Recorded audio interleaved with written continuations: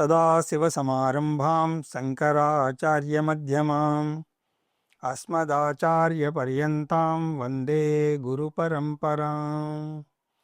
హరి ఓం. శ్రీ గురుభ్యో నమః. హరి ఓం.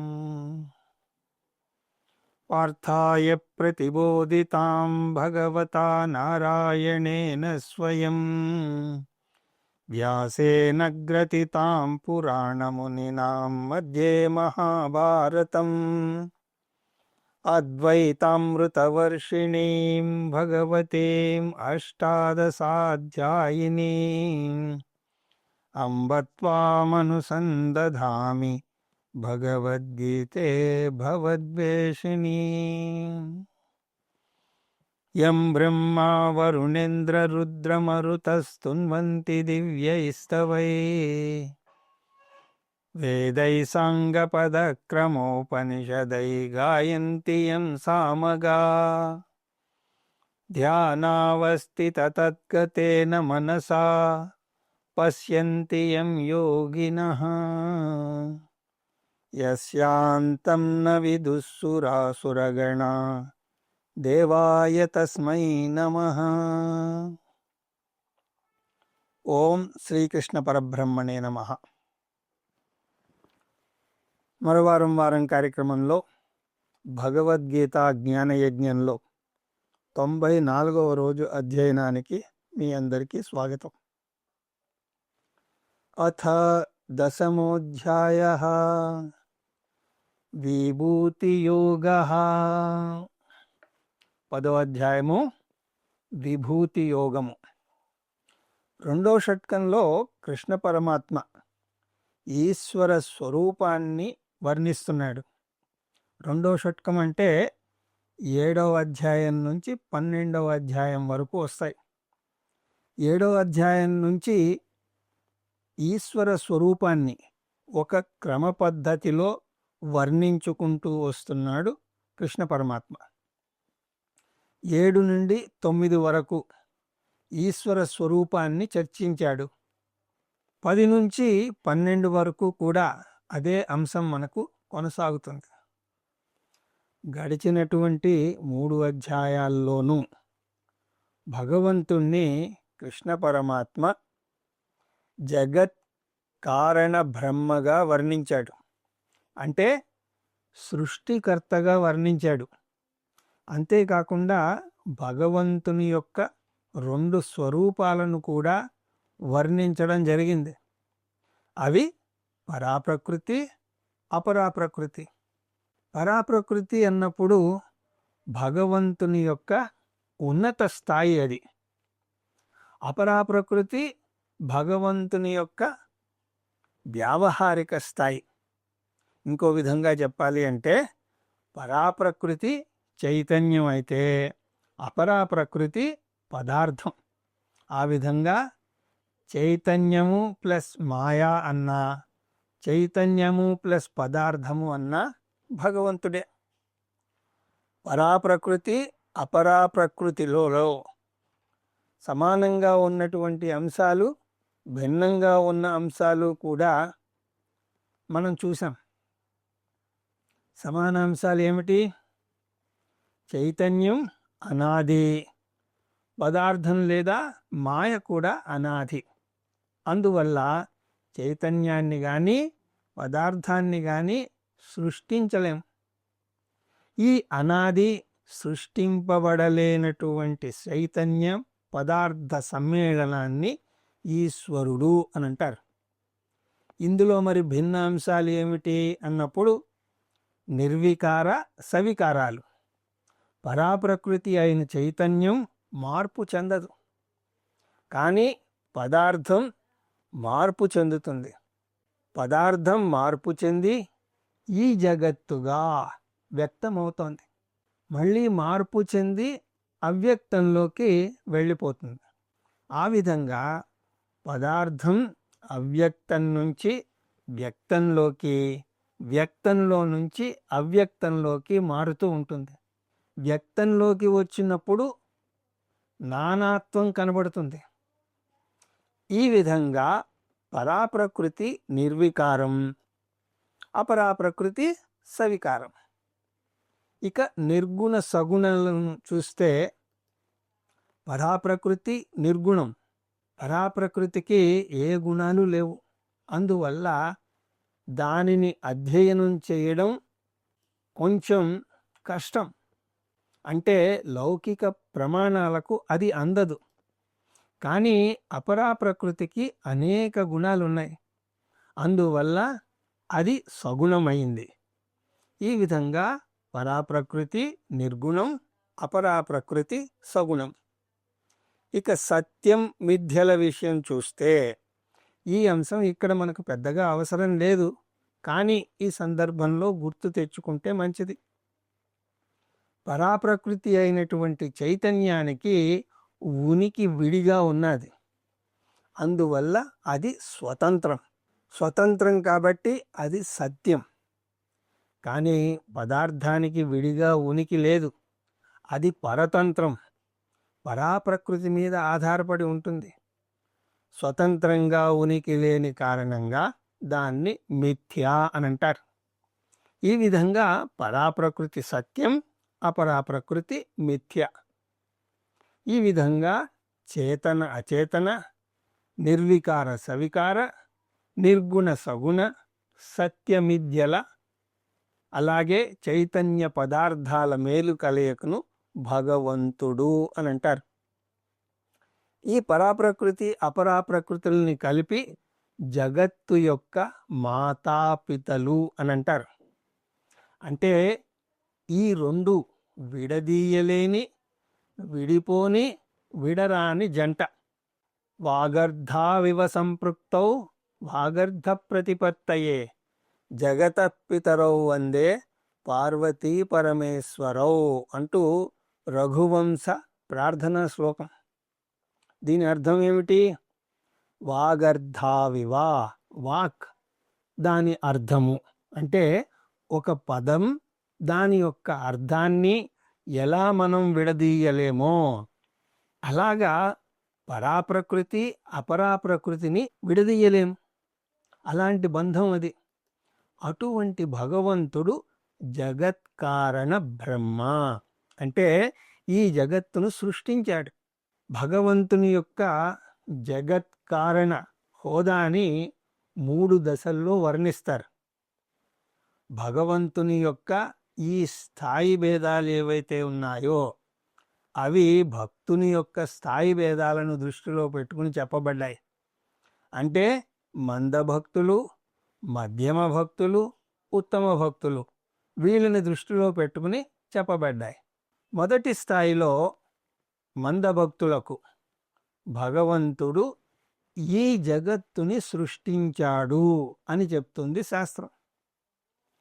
ఒక వడ్రంగి కుర్చీను తయారు చేసినట్టు, ఒక కంసాలి నగలను సృష్టించినట్టుగా భగవంతుడు కూడా ఈ జగత్తుని సృష్టించాడు. ఈ స్థాయిలో భగవంతుణ్ణి నిమిత్త కారణం అని అంటుంది శాస్త్రం. ఇప్పుడు చూసినటువంటి ఉదాహరణలలో వడ్రంగి, కంసాలి, కుమ్మరి వీళ్ళు నిమిత్త కారణాలు. వారి వారి రంగాలలో వారి మేధస్సును ఉపయోగించి ఆయా వస్తువులను సృష్టిస్తారు. అందువల్ల జగత్తును సృష్టించినటువంటి భగవంతుణ్ణి కూడా మనం ఒక వ్యక్తిగా ఊహించుకుంటాం. ఎప్పుడైతే భగవంతుణ్ణి ఒక వ్యక్తిగా ఊహిస్తామో అప్పుడు ఆయనకు ఒక చిరునామా ఉండాలి, అడ్రస్ ప్రూఫ్ ఉండాలి కదా. ఆయన ఎక్కడ ఉంటాడు అన్న ప్రశ్న వస్తుంది. ఆయనకు భూలోకంలోని చిరునామా అయితే మనం ఇవ్వలేం. ఏ మద్రాసులోనో హైదరాబాదులోనో ఉంటాడు అని చెప్పలేం. అందువల్ల ఎక్కడున్నాడు అని అంటే కైలాసంలోనో వైకుంఠంలోనో ఉన్నాడు అని అంటాం. ఛాయాయాం పారిజాతస్య హేమసింహాసనోపరి ఆసీనమంబుధశ్యామ మాయతాక్షం అలంకృతం చంద్రాననం చతుర్బాహుం శ్రీవత్సాంకితవక్షసం రుక్మిణీ సత్యభామాభ్యాం సహితం కృష్ణమాశ్రయే అంటూ విష్ణు సహస్రనామాల్లో ధ్యాన శ్లోకం. భగవంతుడు ఎక్కడ ఉన్నాడు అన్న ప్రశ్న వచ్చినప్పుడు పారిజాతస్య ఛాయాయాం, పారిజాత చెట్టు నీడలో ఉన్నట్ట. వైకుంఠంలో పారిజాత వృక్షం ఉన్నది. అక్కడ హేమసింహాసనోపరి ఆసీనం, సువర్ణ సింహాసనం మీద ఆయన ఆసీనుడై ఉన్నాడు. అంబుదశ్యామం, నల్లటి మేఘంలా ఉన్నట్ట. ఆయతాక్షం, అందమైనటువంటి విశాల నేత్రాలు కలవాడు. అమలంకృతం, అనేక ఆభరణాలు కూడా ధరించినటువంటి వాడు. చంద్రాననం, చంద్రుని వంటి అందమైనటువంటి మొహం కలవాడు. చతుర్బాహుం, 4 భుజాలు కలిగినటువంటి వాడు. శ్రీవత్సాంకిత వక్షసం, శ్రీదేవిని వక్షస్థలంలో కలవాడు. రుక్మిణి సత్యభామాభ్యాం సహితం కృష్ణమాశ్రయే, రుక్మిణి సత్యభామల సహితంగా ఉన్నటువంటి కృష్ణ పరమాత్మను నేను ఆశ్రయిస్తున్నాను, నేను ధ్యానిస్తున్నాను. ఇది విష్ణుమూర్తి సృష్టికర్త యొక్క వర్ణన. ఇటువంటి విష్ణుమూర్తి ఈ సృష్టిని ఎలా సృష్టించాడు అంటే, ఆయన నాభి కమలంలోంచి బ్రహ్మ వెలిశాడు. జగత్తును విష్ణుమూర్తి ప్రత్యక్షంగా ఏమీ సృష్టించలేదు. ఆయన మొదట బ్రహ్మను సృష్టిస్తే ఆ బ్రహ్మ ఈ జగత్తునంతటినీ సృష్టించాడు. ఇది భగవంతుని యొక్క మొదటి స్థాయి. ఇలాగా ఒక ఆకారంలో ఊహించుకోవడం వల్ల మనం ధ్యానం చేయడానికి వీలుగా ఉంటుంది. అందువల్లనే ఇది ధ్యాన శ్లోకంలో చొప్పించబడింది. ఈ స్థాయిని ఏకరూప దర్శనం అని అంటారు. కొంతకాలం భగవంతుణ్ణి ఆ స్థాయిలో కొలిచాక, మనస్సు కొంత పరిపక్వత చెందాక బుద్ధిలో కొన్ని సందేహాలు కలుగుతాయి. భగవంతుడు సర్వవ్యాపకుడు అని అంటున్నారు కదా, మరి సర్వవ్యాపకుడు అయితే ఆయన కేవలం వైకుంఠంలో మాత్రమే ఎలా ఉంటాడు? ఆయనే మొట్టమొదట ఉంటే మరి ఈ సృష్టికి కావలసినటువంటి ముడి సరుకు ఎక్కడి నుంచి వచ్చింది? ఇలాంటి ప్రశ్నలు చోటు చేసుకుంటూ ఉంటాయి. అప్పుడు శాస్త్రం 2వ స్థాయి గురించి వర్ణిస్తుంది. మొదట ఏమన్నది? భగవంతుడు జగత్తును సృష్టించాడు అని అంది. ఇప్పుడేమంటోంది? భగవంతుడు తానే జగత్తు అయ్యాడు అని అంటుంది.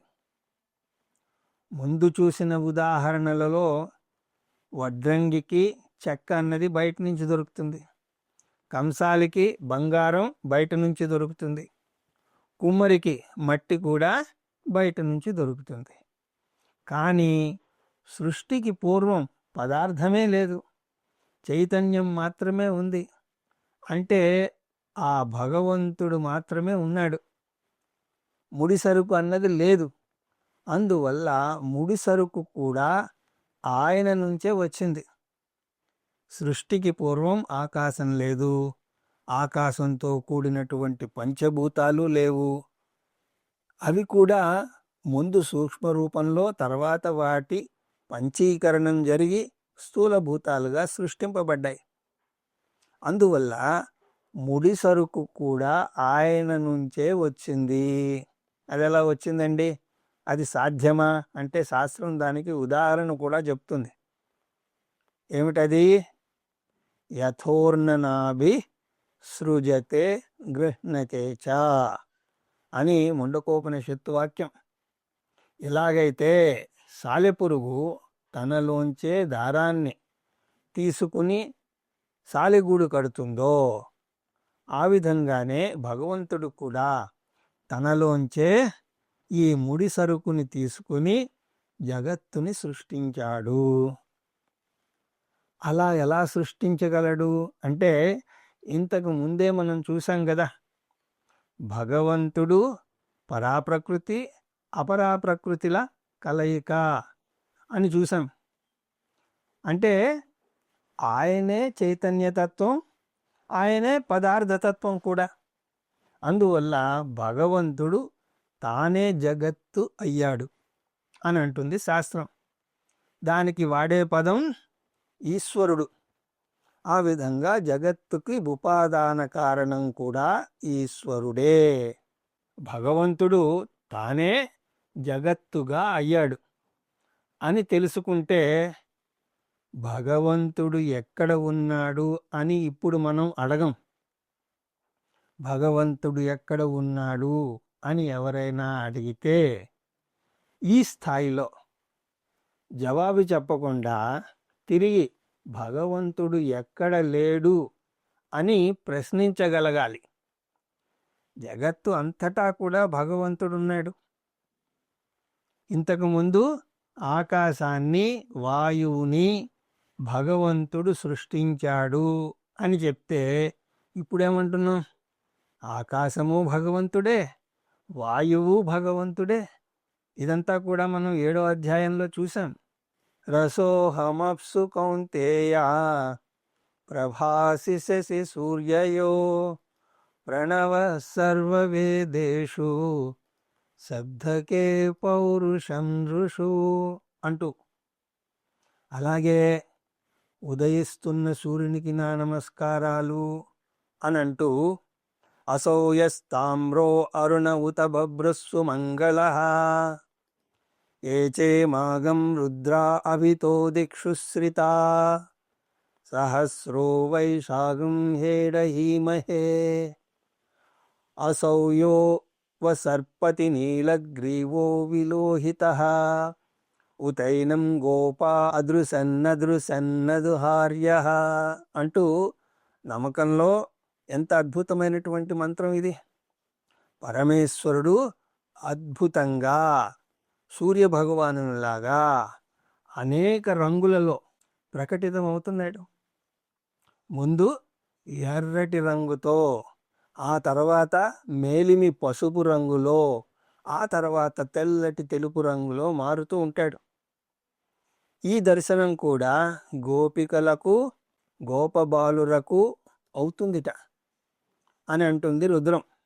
వారికి వారి పనులతో క్షణం తీరిక లేకుండా ఉంటుంది. వారికి గుడికి వెళ్ళే తీరిక ఉండదు. అందువల్ల వారి గోవులను తీసుకువెళ్తూ ఉండగానే వారికి దైవ దర్శనం అవుతుంది. అలాగే ఉదహార్య అంటే నీళ్లు తీసుకువెళ్ళే స్త్రీలకు కూడా సూర్యుని రూపంలో దర్శనం ఇస్తాడు భగవంతుడు. వారు 3 కుండలు పైన ఒకదాని మీద ఒకటి పేర్చి నెత్తి మీద పెట్టుకుని ముచ్చట్లాడుకుంటూ కొండగచో పోట్లాడుకుంటూ కూడా నడుస్తూ ఉంటారు.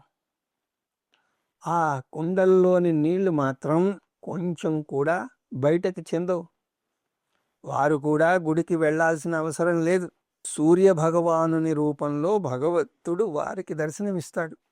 అలాగా నిరక్షరాస్యులకే కాదు, అక్షరాస్యులకు కూడా సూర్య భగవానుని రూపంలో అతను దర్శనమిస్తాడు. అలాగా 2వ స్థాయి భక్తి వస్తే ఈశ్వర దర్శనం అంతటా అవుతుంది. ఏమిటా 2వ స్థాయి ఈశ్వరుడు అంటే, ఈశ్వరుడు జగత్తు అయ్యాడు అంటే భగవంతుడు ఉపాదాన కారణం. ఈ భగవంతునికి శరీరం ఏమిటి అంటే, భూపాదౌ యస్య నాభిర్యదసుర నిలశ్చంద్ర సూర్యౌ చ నేత్రే. భగవంతుడు ఈ జగత్తు అంతటా ఉన్నాడు. నేను ఆయన కోసం పెద్ద పెద్ద క్యూల్లో నిల్చోవాల్సిన అవసరం లేదు. 10,000 రూపాయల టికెట్ కొనుక్కొని చూడాల్సిన అవసరం లేదు. లేదా ఎమ్మెల్యేనో ఎంపీయో రికమెండేషన్ తీసుకోవాల్సిన పని లేదు. కళ్ళు తెరిస్తే చాలు, నా ఎదురుగా భగవంతుడు ఉన్నాడు. ఈ స్థాయిని విశ్వరూప దర్శనం లేదా అనేక రూప దర్శనం అని అంటారు. అనేక రూప దర్శనం అంటే అనేక దేవుళ్ళుగా ఉన్నారు అని కాదు, విశ్వమంతటా అనేక రూపాల్లో ఉన్నాడు అని అర్థం. ఇది మధ్యమ అధికారికి చెప్పబడింది. విశ్వరూప ఈశ్వర వర్ణనను 7, 9, 10, 11 అధ్యాయాల్లో మనం చూస్తాం. ఈ విశ్వరూప దర్శనం వల్ల జగత్తును బ్రహ్మగా చూస్తాం. జగత్తును సరిగా అర్థం చేసుకుంటే అదే బ్రహ్మ. బ్రహ్మను సరిగా అర్థం చేసుకోకపోతే అదే జగత్తు. మొదటి దశలో భగవంతుడు అలవైకుంఠపురంబులో అక్కడెక్కడో ఉన్నాడు అని అనుకుంటాం. భగవంతుడు వేరు, జగత్తు వేరు అని అనుకుంటాం. కానీ రెండవ దశకు వచ్చేసరికి భగవంతుడు వేరు, జగత్తు వేరు కాదు. ఎందుకంటే భగవంతుడే జగత్తుగా అయ్యాడు. బంగారమే ఆభరణంగా అయ్యింది, చెక్కే సామగ్రిగా అయ్యింది, మట్టే కుండలుగా అయ్యింది. భగవంతుడు మరియు జగత్తు అని ఇక అనలేం. అలా అంటే రెండు భిన్న వస్తువులు అయ్యాయి. బంగారము మరియు ఆభరణము అని మనం అనగలమా? ఇక మూడో స్థాయిలో ఈ విశ్వరూప దర్శన స్థాయి నుంచి భగవంతుని యొక్క ఉన్నత స్థాయికి మనం ఎదగాలి. ఆ స్థాయికి అంత తేలిగ్గా అందరూ చేరుకోలేరు. భగవంతుడు జగత్తును సృష్టి చేశాడు అని అన్నాం మొదటి దశలో. భగవంతుడే జగత్తుగా అయ్యాడు అని అన్నాం రెండవ దశలో. ఇప్పుడు మూడవ దశలో భగవంతుడు జగత్తును సృష్టి చేయలేదు, అలాగే జగత్తుగా తాను అవలేదు అని అంటాం. జగత్తుగా తానే అయ్యాడు అంటే మళ్ళీ భగవంతుడు మార్పు చెందినట్టు అవుతుంది. భగవంతుడు నిర్గుణ బ్రహ్మ, అందువల్ల జగత్తు వచ్చినట్టుగా మనకి అనిపిస్తుంది అంతే. అంటే బ్రహ్మ సత్యం, జగత్ మిథ్యా. జగత్తు అవ్యక్తం నుంచి వ్యక్తమయ్యింది, మళ్ళీ అవ్యక్తంలోకి వెళ్ళిపోతుంది. అందువలన బ్రహ్మ కార్యకారణ విలక్షణం అని అంటాం. దీన్ని అరూప భక్తి అని అంటారు. అంటే నిర్గుణ భక్తుడు బ్రహ్మజ్ఞానాన్ని పొందాలి. ఇది పారమార్థిక స్థాయి. దీనికి రావడానికి కొంచెం సమయం పడుతుంది. భగవద్గీతలో కూడా దీన్ని 13వ అధ్యాయం నుంచి మనం చూస్తాం. రెండవ స్థాయి భక్తిలో సృష్టిలో ఏ గొప్పదనాన్ని చూసినా సరే అది భగవంతుని యొక్క గొప్పే అవుతుంది. యూపీఎస్ అంటే అన్ఇంటరప్టెడ్ పవర్ సప్లై. దీన్ని మనం వ్యవహారంలో వాడుతూ ఉంటాం. కానీ మనకు యూపీఎస్ ఎవరు? సూర్యభగవానుడు. కొన్ని వేల సంవత్సరాలుగా నిరాటంకంగా మనకు శక్తిని, కాంతిని ఇస్తున్నాడు. పైగా ఏప్రిల్, మే నెలల్లో ప్రచండంగా వెలుగుతూ ఉంటాడు. అలా ప్రకృతిలో ఏ అంశాన్ని మీరు తీసుకున్నా సరే భగవంతుని యొక్క విభూతి మీకు కనిపిస్తుంది. భూమి గొప్పదనం, నీటి గొప్పదనం ఒకటేమిటి, అన్నింటి గొప్పదనము ఆయనదే. అయితే మరి నా గొప్పదనం ఏమీ లేదా, దాని మాట ఏమిటి అంటే అసలు నీకు గొప్పదనం ఉందా అన్నది ప్రశ్న. ఒకవేళ ఉంటే అది కూడా భగవంతునికే చెందుతుంది అని అంటున్నాడు కృష్ణ పరమాత్మ. ఎందుకు అంటే మనిషిగా మనం కూడా పరాప్రకృతి, అపరాప్రకృతుల కలయికే కదా. పరాప్రకృతి అంటే చేతనత్వం, అపరాప్రకృతి అంటే పదార్థతత్వం. ఈ రెండు కూడా భగవంతుని యొక్క అంశాలే. అందువల్ల మనమంటూ విడిగా ఎక్కడున్నాం చెప్పండి? అంటే మన గొప్పదనం కూడా భగవంతునికే చెందుతుంది. ఇలాగా అన్ని విభూతులను భగవంతుని విభూతిగా చూడడాన్ని విభూతి దర్శనం అని అంటారు. దీనివల్ల మనం పొందే గొప్ప ప్రయోజనం ఏమిటో చెప్పమంటారా? మనం వినయ సంపన్నులం అవుతాం. ఏ విజయం సాధించినా సరే నా గొప్పతనం ఏం లేదు, అంతా భగవంతునిదే అని అంటాం. కేనోపనిషత్తులో దేవతలకు విజయ గర్వం కలిగితే భగవంతుడు వారి ముందు యక్షుని రూపంలో ప్రత్యక్షమై వారికి గర్వభంగం కలిగించాడు. అలాగా పురాణాలలో ఎన్నో గర్వభంగాల కథలు ఉన్నాయి. మనలో అలాగా గర్వం నాట్యం చెయ్యకుండా ఉండాలి అంటే ఈ విభూతి యోగాన్ని మనం బాగా జీర్ణించుకోవాలి. అంతేకాదు, ఎదుట వ్యక్తిలో ఏదైనా గొప్ప లక్షణం చూస్తే మామూలుగా అయితే మనం ఈర్ష్యపడతాం. కానీ విభూతి యోగం నేర్చుకుంటే అది కూడా ఈశ్వర విభూతి అని తెలుసుకుంటాం. ఒకసారి నేను గొప్ప, అతను గొప్ప అన్న పోటీ కలుగుతూ ఉంటుంది. ఇప్పుడు రెండూ భగవంతుని యొక్క విభూతిరే. అంటే నేను గొప్పవాడిని కాదు, అతను గొప్పవాడు కాదు అని అర్థమవుతుంది. ఇక ఈర్ష్యకు అప్పుడు చోటు ఎక్కడుంటుంది చెప్పండి? అందువల్ల విశ్వరూప భక్తునికి అహంకారం కానీ ఈర్ష్య కానీ ఎన్నడూ చోటు చేసుకోదు. ఎందుకంటే అంతటా కూడా ఈశ్వర విభూతినే అతను చూస్తాడు. అటువంటి మార్పును మనలో తీసుకురావడానికి ప్రయత్నిస్తున్నాడు కృష్ణ పరమాత్మ. ఈ అధ్యాయంలో అంతటా కూడా ఈశ్వర విభూతిని మనం చూస్తాం కాబట్టి ఈ అధ్యాయాన్ని విభూతి యోగ అని అన్నారు. సర్వత్రా ఈశ్వర విభూతి దర్శనం ఈ అధ్యాయం యొక్క సారాంశం. ఈ నేపథ్యంతో ఇప్పుడు ఈ అధ్యాయంలోకి మనం అడుగు పెడదాం. శ్రీ భగవానువాచ భూయ ఏవ మహాబాహో శృణు మే పరమం వచః యత్తేహం ప్రీయమాణాయ వక్ష్యామి హితకామ్యయా. 1 నుంచి 11వ శ్లోకం దాకా ఈశ్వర స్వరూప జ్ఞానం శ్లోకాలు. ఈ అధ్యాయం అర్జునుడి యొక్క ప్రశ్నతో మొదలవదు.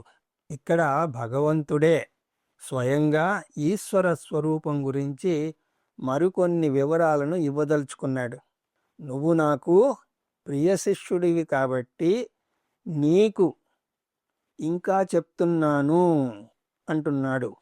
శిష్యులకు ఎలాగైతే మంచి గురువులు నచ్చుతారో అదేవిధంగా గురువులకు కూడా మంచి శిష్యులు నచ్చుతారు.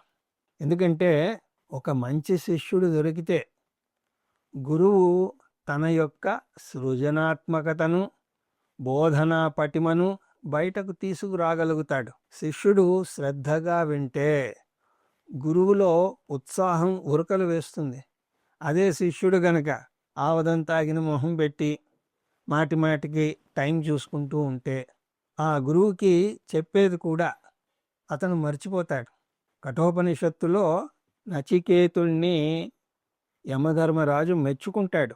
నాకు కూడా ఇలాంటి శిష్యులు దొరికితే బాగుంటుంది అని కోరుకుంటాడు కూడా. అలాగే అర్జునుడు లాంటి శిష్యుడు దొరికినప్పుడు, అలా దొరికినందుకు కృష్ణ పరమాత్మ కూడా మురిసిపోతున్నాడు. ఓ అర్జున, నేను ఇంకా చెప్పబోతున్నాను అని అంటున్నాడు. శ్రీ భగవానువాచ. కృష్ణ పరమాత్మ ఇక్కడ చెప్తున్నాడు, మహాబాహో, గొప్ప బాహువులు గల ఓ అర్జున. గొప్ప బాహువులు అని పరాక్రమానికి అవి ప్రతీక. భూయ ఏవ మే పరమం వచ శృణు. మళ్ళీ ఒకసారి నేను చెప్పబోయే సర్వశ్రేష్టములైనటువంటి మాటలను విను. సర్వశ్రేష్టమైన మాటలు అంటే ఏమిటి? మాటలన్నీ ఒకటే కదా. అవి ఎప్పుడు సర్వశ్రేష్టములవుతాయి అంటే సర్వశ్రేష్టములైన విషయాల గురించి చెప్తే అవి సర్వశ్రేష్టములవుతాయి. అంటే శ్రేష్టమైనటువంటి భగవంతుని గురించి చెప్పబోతున్నాను అని అంటున్నాడు కృష్ణ పరమాత్మ. ఎందుకు చెప్తున్నట్ట? ప్రియమాణాయతే, నువ్వు నాకు ప్రియమైనటువంటి వాడవు కాబట్టి చెప్తున్నాడు. ప్రియమాణాయ అంటే నాకు ఇష్టమైన శిష్యుడివి అని అర్థం. నిజానికి చూస్తే గురువుకి ఇష్టమైన శిష్యుడు, ఇష్టం లేని శిష్యుడు అని ఉండకూడదు. కానీ ఇక్కడ ఇష్టమైన శిష్యుడు అని అంటే ఏమిటి అర్థం? శ్రద్ధాభక్తులతో వింటున్నవాడు అని అర్థం. నువ్వు శ్రద్ధతో వింటున్నందుకే కాదు, ఇంకో కారణం వల్ల కూడా చెప్తున్నాను అని అంటున్నాడు. హితకామ్యయా అహం వక్ష్యామి, నీకు హితమైన వచనాలను చెప్తాను. అంటే అవి నీకు మేలు చేస్తాయి. అంటే దీని ఉద్దేశం ఈ మాటలు చెప్పడం నా మంచి కోసం కాదయ్యా, నీ మంచి కోసం చెప్తున్నాను అని. కృష్ణ పరమాత్మకు ఏమీ అవసరం లేదు. నమే పార్థాస్తి కర్తవ్యం త్రిషు లోకేషు కించన నానవాప్తమవాప్తవ్యం వర్తయేవ చ కర్మణి అంటూ మనం 3వ అధ్యాయంలో చూసాం. అర్జున, నేను పొందాల్సిందేమీ లేదు అని అన్నాడు అందులో. అందువల్ల అర్జునుడి మీద ప్రేమ కొద్దీ మంచి మాటలు చెప్పబోతున్నాను అని అంటున్నాడు ఇక్కడ. నమే విదుస్సురగణ ప్రభవం న మహర్షయః అహమాదిర్హి దేవానాం మహర్షీణాం చ సర్వసః. ఇక్కడ మొదటి 3 శ్లోకాలను ఉపోద్ఘాత శ్లోకాలు అని అనొచ్చు. ఈ అధ్యాయంలో చర్చించబోయే అంశం ఈశ్వర రూప జ్ఞానం, ఈశ్వర విభూతి జ్ఞానము అని చూసాం. ఇందులో ఈ అంశాన్ని వేరే ఎవరి దగ్గర నువ్వు నేర్చుకోలేవు అని అంటున్నాడు కృష్ణ పరమాత్మ. ఎవరికీ కూడా తన గొప్పదనం తెలియదుట. ఎందుకు తెలియదు? వారు తర్వాత పుట్టారు అనేది ఒక కారణం. ఇంకో కారణం ఏమిటి అంటే వారంతా కూడా అల్పజ్ఞులు. అలాంటి అల్పజ్ఞులు సర్వజ్ఞుడైనటువంటి భగవంతుని గురించి ఎలా తెలుసుకోగలరు? అందువల్ల ఓ అర్జున, నా దగ్గర నుంచే నువ్వు పూర్తిగా జ్ఞానాన్ని పొందగలవు అని అంటున్నాడు కృష్ణ పరమాత్మ. సురగణా మే ప్రభవం నా విదుహు, దేవతలకు కూడా నా గురించి పూర్తిగా తెలియదు. కేనోపనిషత్తులో దేవతలకు గర్వభంగం చేశాడు అని చూసాం. దాన్ని ఒక కథలాగా చెప్తుంది ఉపనిషత్తు. ఒకసారి దేవదానవ యుద్ధంలో దేవతలు గెలిచారు. చాలాసార్లు గెలుస్తారు, కానీ ఆసారి ఎందుకో దేవతలకు గర్వం వచ్చింది. నా గొప్పదనం వల్లే గెలిచామంటే నా గొప్పదనం వల్లే గెలిచామని అందరూ కూడా అనుకుంటూ ఉంటారు. అందులో ఇంద్రుడు, వాయుదేవుడు, అగ్నిదేవుడు ప్రప్రథమంగా ఉన్నారు. వారికి గర్వభంగం కలిగించడానికి భగవంతుడు యక్షుని యొక్క రూపంలో వారికి కనిపించి కనిపించకుండా కొంచెం దూరంలో ప్రత్యక్షమయ్యాడు. అతను ఎవరో తెలుసుకుందామని మొదట అగ్నిదేవుడు వెళ్తాడు. నీవు ఎవరు అన్నప్పుడు నేను అగ్నిని, అన్నింటినీ దహనం చేస్తాను అంటే ఆ యక్షుడు అన్నింటినీ అవసరం లేదయ్యా, ఇగో ఈ చిన్న గడ్డిపోచను దహనం చెయ్యి అని అంటాడు. అగ్ని దాని కోసను కూడా దహనం చేయలేకపోతాడు. ఆ తర్వాత వాయువు వస్తాడు, అదే గడ్డిపోచను కొంచెం కూడా లేపలేకపోతాడు. ఇలా ఇద్దరికీ గర్వభంగమైంది. ఆ తర్వాత ఇంద్రుడే వెళితే యక్షుడు అక్కడి నుంచి మాయమైపోతాడు. అప్పుడు ఇంద్రుడు తన యొక్క తప్పుని తెలుసుకుని ప్రార్థన చేస్తే ఉమాదేవి రూపంలో భగవంతుడు ప్రత్యక్షమై జ్ఞానబోధ చేశాడు. దీన్ని బట్టి దేవతలకు కూడా భగవంతుని యొక్క పూర్తి జ్ఞానం లేదు అని తెలుస్తోంది. సురగణాహ అంటే దేవతలు, న విదుహు అంటే వారికి కూడా తెలియదు. మే ప్రభవం నా శక్తి ఏమిటో, నా స్వరూపం గురించి వారికి తెలియదు. మహర్షయ అపి న విదుహు మహర్షులకు కూడా తెలియదు. ఎందుకు తెలియదు? కృష్ణ పరమాత్మే దానికి కారణం కూడా చెప్తున్నాడు. అహం ఆదిహి హి వారి సృష్టికర్తను నేను. వారు నా తర్వాత వచ్చారు. వారికి పరిమితమైనటువంటి మనస్సు, పరిమితమైనటువంటి బుద్ధి ఉన్నాయి. అహం ఆదిహి అంటే నేను కారణం. దేవానాం మహర్షినాం దేవతలు మహర్షులు కార్యం. నేను వారి కారణం అంటే నేనే వారిని సృష్టించాను. బ్రహ్మదేవుణ్ణి కూడా విష్ణుమూర్తే సృష్టించాడు అని మనం పురాణాలలో చూస్తాం. బ్రహ్మదేవుడు ఉద్భవించాక చుట్టూ అంతా చీకటిగా ఉందిట. బ్రహ్మదేవుడు తప్ప మరెవరూ కనిపించడం లేదు. బ్రహ్మదేవుడు ముందు భయపడ్డాట.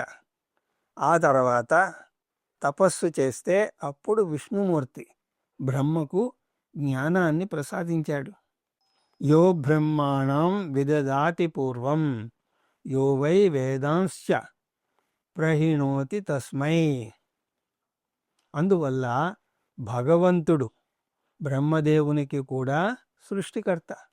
సర్వతః అన్ని విధాలుగా నేను కారణం అంటే నిమిత్త కారణమే కాదు, ఉపాదాన కారణం కూడా. అంటే నేను వారిని సృష్టించడమే కాదు, వారి ద్వారా ప్రకటితమవుతున్నాను. యో మామజమనాదించ వ్యక్తిలోకమహేశ్వరం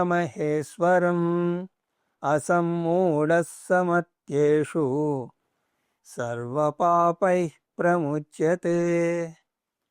తెలివైన వ్యక్తి జగత్కారణమైనటువంటి ఈశ్వరుని గురించి తెలుసుకోవడానికి ప్రయత్నిస్తాడు. ఇప్పటి పరుగు పందాల్లో ఎంతసేపు కూడా ధనార్జన కోసం మొగ్గు చూపిస్తున్నారే తప్ప ఆధ్యాత్మికత వైపుకి తిరగడం లేదు. కస్త్వం కోహం కుత ఆయాతః కామే జనని కోమే తాతః అన్న ప్రశ్న ఎవ్వరూ కూడా ప్రశ్నించుకోవడం లేదు. నేనెవరు, ఎక్కడి నుంచి వచ్చాను, ఇలాంటి ప్రశ్నలు ఉత్తమ అధికారి మాత్రమే వేసుకుంటాడు. కస్మిన్ భగవో విజ్ఞాతే సర్వవిధం విజ్ఞాతం భవతీతి అని ముండకోపనిషత్తు అంటుంది. ఏ ఒక్కటి తెలుసుకుంటే అన్నీ తెలిసినట్టు అవుతుందో ఆ విద్యను బోధించు నాకు అని అక్కడ అంటాడు సౌనకుడు అంగీరస ఋషిని. అసమ్మూఢ అంటే అటువంటి ఉత్తమ అధికారి యహ మాం వేత్తి జగత్కారణం బ్రహ్మ అతని గురించి తెలుసుకోవాలి అని అనుకుంటాడు. అందువల్ల అతను నన్ను తెలుసుకుంటాడు. అంటే జగత్కారణమైనటువంటి నన్ను తెలుసుకుంటాడు. ఎటువంటి కారణం? అజం అనాదించ పుట్టుక లేదు, ఆది కూడా లేదు. అజం అంటే పుట్టుక లేదు. జగత్కారణమైనటువంటి భగవంతునికి కూడా పుట్టుక ఉంటే అప్పుడు భగవంతుడు కూడా అంతిమ కారణం కాదు. ఆయనకు కూడా వేరే కారణం ఉంటాడు. అంటే భగవంతుణ్ణి ఎవరు సృష్టించారు అని కూడా ప్రశ్న వస్తుంది.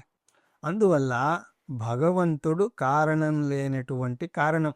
కారణం లేని కారణం అంటే పుట్టుక లేని కారణం.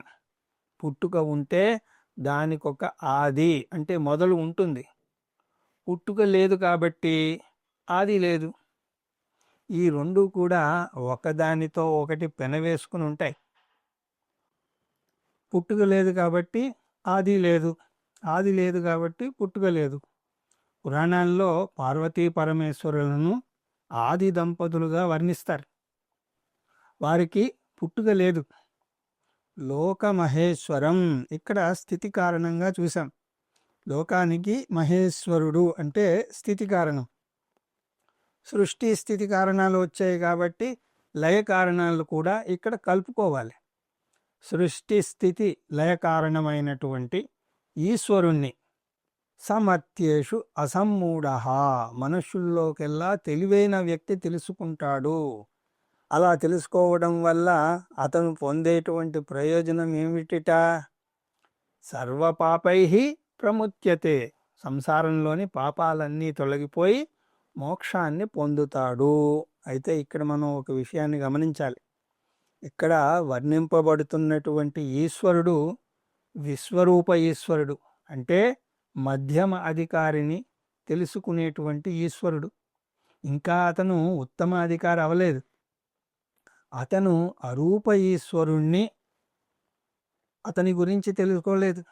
కానీ అతను త్వరలోనే ఉత్తమ స్థాయికి వెళ్ళి అరూప ఈశ్వర జ్ఞానాన్ని పొంది అప్పుడు మోక్షాన్ని పొందుతాడు అని మనం కలుపుకోవాలి. సృష్టి మాత్ర ఈశ్వరుడు నిమిత్త కారణం, అది మంద అధికారికి అర్థమవుతుంది. అప్పుడు భగవంతుణ్ణి ఏకరూప ఈశ్వరుడు అంటారు అని చూసాం. ఇక్కడ భగవంతుని యొక్క మేధస్సును సూచిస్తున్నాం కాబట్టి అటువంటి భగవంతుడు కైలాసంలోనో వైకుంఠంలోనో ఉన్నాడు అనంట. ఇది మొదటి స్థాయి భక్తి. తర్వాత సృష్టి స్థితి లయకారకుడు ఈశ్వరుడు అని తెలుసుకోవటం రెండవ స్థాయి భక్తి. ఇందులో ఈశ్వరుడు అనేక రూప ఈశ్వరుడు. అప్పుడు ఈశ్వరుణ్ణి ఉపాదాన కారణం అంటాము అని చూసాం. ఉన్నదంతా భగవంతుడే అని తెలుసుకుంటాం. ఏకమేవ అద్వితీయం బ్రహ్మ అంటే భగవంతుడే జగత్తుగా అయ్యాడు. ఇక మూడవ స్థాయిలో భగవంతుడు అనంతం అంటే దేశకాలాలకు అతీతం, అందువల్ల భగవంతుడు జగత్తుగా మారే అవకాశమే లేదు అని అంటాం. ఇందులో ఈశ్వరుడు అరూప ఈశ్వరుడు. అజాయమానో బహుదా విజాయతే అని పురుష సూక్తం అంటుంది. అంటే పుట్టుకలేని భగవంతుడు తను ఏమీ మార్పు చెందకుండా ప్రపంచంగా వ్యక్తమవుతున్నాడంతే. కలలుగనే వ్యక్తి మంచం మీదే పడుకుని ఉంటాడు, కానీ స్వప్నంలో ఉన్న వ్యక్తికి గాయమైనా సరే, అతను పరుగులు పెడుతున్నా సరే ఇతనికి ఏమీ అవదు. ఒకవేళ కలలు కంటున్నటువంటి ఈ జాగ్రత్త పురుషునికి ఏమైనా అయితే అతను నిద్రలోంచి ఏమీ లేవడు. దీన్ని వివర్త ఉపాదాన కారణం అని అంటారు. కానీ పాలు తోడు పెడితే పెరుగు అవుతుంది. పాలు దాని యొక్క క్షీరత్వాన్ని పూర్తిగా కోల్పోతుంది. దాన్ని పరిణామి ఉపాదాన కారణం అని అంటారు. కానీ భగవంతుడు వివర్త ఉపాదాన కారణం. ఇది మూడవ దశ. ఈ మూడు దశలు మళ్ళీ ఒక్కసారి గనక మనం చూస్తే, భగవంతుడు జగత్తును సృష్టించాడు, అది నిమిత్త కారణం. భగవంతుడు జగత్తుగా తానే అయ్యాడు అన్నప్పుడు ఉపాదాన కారణం, లేదా భగవంతుడు జగత్తుగా ప్రకటితమవుతున్నాడు, ఇది వివర్త ఉపాదాన కారణం. ముందే చూసినట్టుగా ఈ అధ్యాయంలో కృష్ణ పరమాత్మ రెండవ స్థాయి ఈశ్వరుణ్ణి వర్ణిస్తున్నాడు. ఈ మూడవ శ్లోకంతో ఈ అధ్యాయం యొక్క ఉపోద్ఘాతం అయిపోయింది. ఇప్పుడు 4వ శ్లోకం నుంచి 11వ శ్లోకం వరకు ఈశ్వర స్వరూపాన్ని, ఈశ్వర విభూతిని సూక్ష్మంగా చెప్తాడు. ఆ తర్వాత అర్జునుడు నాకు ఇంకా వివరంగా చెప్పమని కోరితే అలాగే వివరంగా చెప్తాడు. ఆ వివరాలన్నింటినీ కూడా వచ్చే తరగతులలో చూసే ప్రయత్నం చేద్దాం అని తెలియజేసుకుంటూ, హరి ఓం తత్సత్.